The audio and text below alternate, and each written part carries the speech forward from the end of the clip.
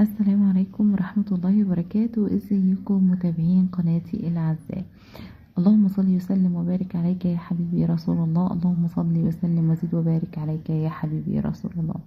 النهاردة يا جماعة هنعمل صينيتين مفيش حد بيختلف على طعمتهم ولا على حبنا ليهم، صينية مكرونة بالبشاميل وصينية جلاش باللحم. تعالي يلا تابعيني، وانتي لو أول مرة بتشوفيني من فضلك اشتركي في القناة وفعلي الجرس عشان يوصلكم مننا كل جديد. دلوقتي مبدئيا يا جماعة احنا بدأنا نعصج اللحمة. انا كنت عند مامتي وكنت بعمل، يعني هي كان ولاد اخواتي متجمعين وكان نفسهم ياكلوا مكرونة بالبشاميل وجلاش باللحمة من ايدي. طيب انا فعصجنا اللحمة يا جماعة. طبعا الكيلو اللحمة بياخد 4 بصلات، بياخد او متوسطين، ممكن يبقوا 5 كمان لو هم فيهم بصلتين صغيرين. نضربهم في الكبة ونضيف عليهم قرنين فلفل اخضر، وبعدين بنحطهم على النار. بنشوح البصل لحد ما يتبخر كده، وبعدين نبتدي نحط اللحمة ونقلبها ونسيبها تسرد ميتها. لما تخلص سرد ميتها خالص وتحسي ان ميتها نشفت ولسه عايزة تكملي سوا للحمة، زودي ربع كوباية مية مغلية وغطي عليها وغطي عليها، هتستوي براحتها خالص وهتبقى جميل.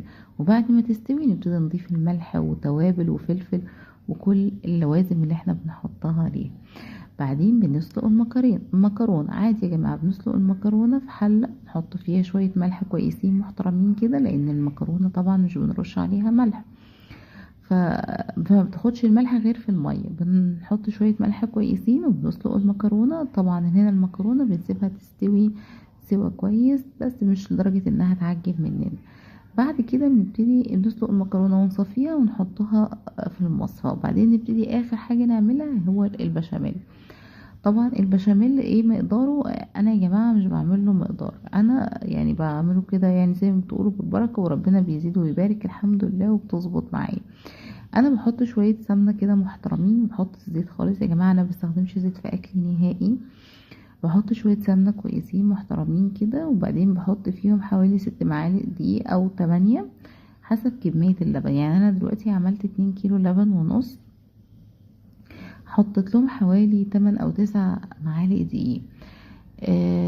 لحد ما سبتهم يعني ايه شكشكوا كده ويروحوا لحد ما ريحة الدقيق بتروح مع السمن، وبعد كده بضيف اللبن وافضل اقلب لحد ما احس ان القوام بدأ يتقل معايا زي اللي انتوا شايفينه كده في الصورة. انا مش بعمل القوام البشاميل خفيف، لان بحس ان هو صايص كده، وعلى ما يستوي في قلب الفرن بينشف صينية المكرونة جامد، يعني بيخلي المكرونة ناشفة.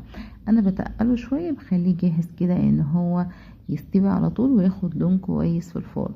شايفين القوام؟ هو ده افضل قوام، زي قوام بالظبط كده الكيك. يعني لما بنعملها هو ده افضل قوام كويس ده. طيب تمام. بعد كده بنبتدي نحضر الصواني، وبعدين ندهنها بالبشاميل طبعا، وبعدين نعمل طبقة تحت مكرونة، وبعدين طبقة اللحمة، وبعدين طبقة المكرونة، وبعدين طبقة البشاميل زي ما انتوا شايفين كده يا حبايبي.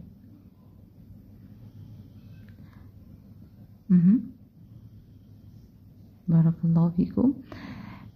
آه مهم.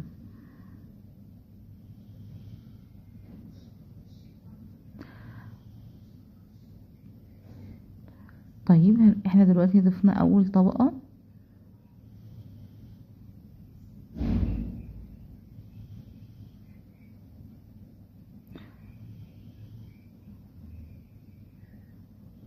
مهم.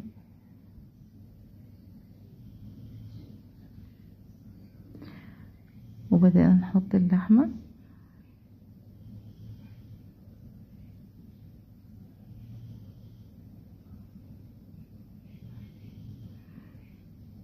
بنوزع كمية اللحم الموجودة عندنا. طبعا انا هنا عملت صينيتين، بس انا صورت صينية واحدة، فقسمت كمية اللحم على صينيتين وعلى صينيتين جلاش. كمية كانت قد ايه؟ كانت كمية كيلو لحمة مفروم. اللهم بارك، كانت الكمية مظبوطة وكويسة جدا معايا بفضل الله. خلاص انا كده رصيت اللحمة زي ما انتوا شايفين. مهم. بعدين هبتدي اضيف طبقة المكرونة اللي باقية زي ما انتوا شايفين كده يا جماعة.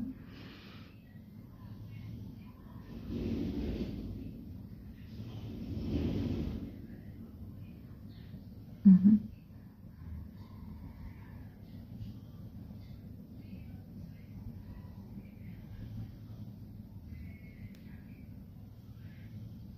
اللهم صل وسلم وبارك عليك يا حبيبي يا رسول الله.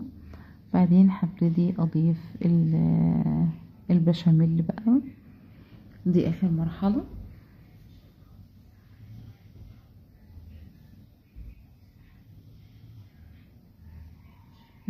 بدأنا نضيف البشاميل.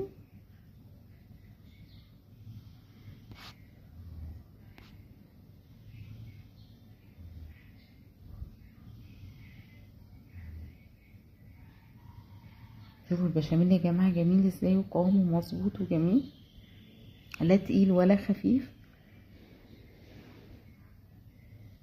وبألف هنا وشفا يا رب. كانت صينية، أحلى صينية مكرونة عملناها وأكلناها، وبألف هنا وشفا يا رب من لكل من اللي أكل منها.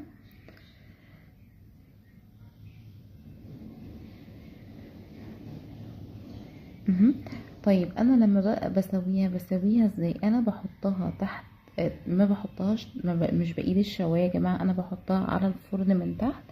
وبعدين لما بحس ان الجناب خدت لون، يعني احمرت كده من كل الجوانب، من الاربع جوانب، ببتدي ان انا احطها تحت الشوايه كده. خلاص هي اتحمرت من تحت وهي كده استوت.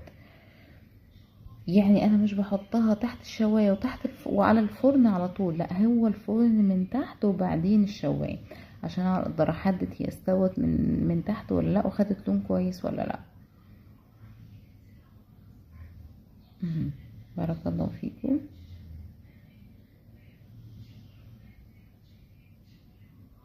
شايفين الجمال يا جماعة؟ شايفين العظمة؟ ده كان شكلها بعد الاستواء. صدقوني الكاميرا ظلمها جدا جدا جدا، هي لونها جميل جدا، لونها ذهبي. كمان الجلاش كان جميل وبتقطع بالقطعة، كان جميل ومستوي، والمكرونة ما شاء الله عليها كانت بتتقطع خرط كده. وبألف هنا يا رب الكل اللي أكل منها. وعندي رجاء منكم لو سمحتم، لو انتوا اول مرة بتشوفوني، اشتركوا في القناة وفعلوا الجرس عشان يوصلكم مني كل جديد. ولو انتوا معانا في القناة من فضلكم اعملوا لايك وشيروه لكل اصحابكم عشان يستفيدوا. والسلام عليكم ورحمة الله.